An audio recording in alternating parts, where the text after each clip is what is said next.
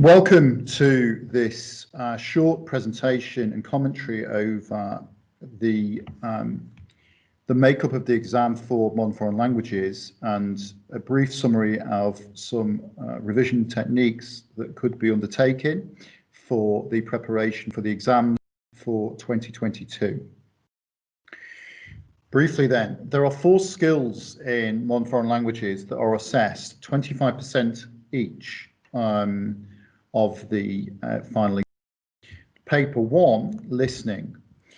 And then there's paper 2, speaking, which is in 3 parts. We have role play, photo card, and general conversation.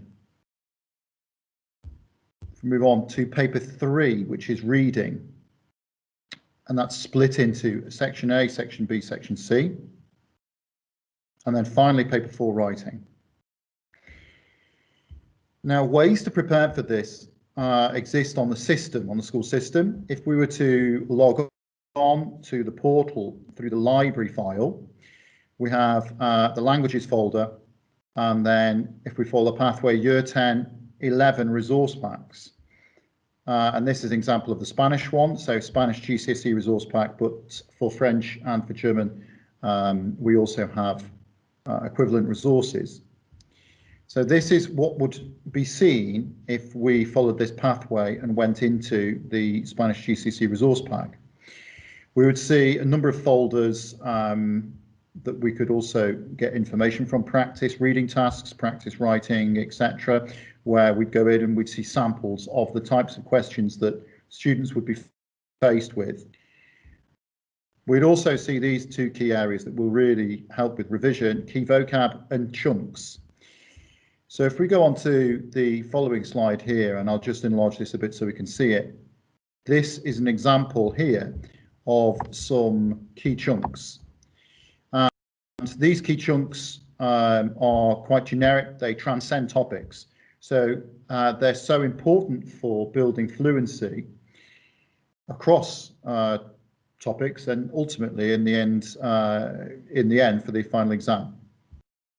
So one way to revise is the fact that they're also on the same PowerPoint, but with the Spanish or French or German covered up. So students could simply just speak loud and then go and write out what they can recall or speak out, and then double check by clicking back to see if they're to measure their accuracy. Now, we also have if we go back and we can see here, this section, key vocab, in folder 1, and again this exists for French and German as well.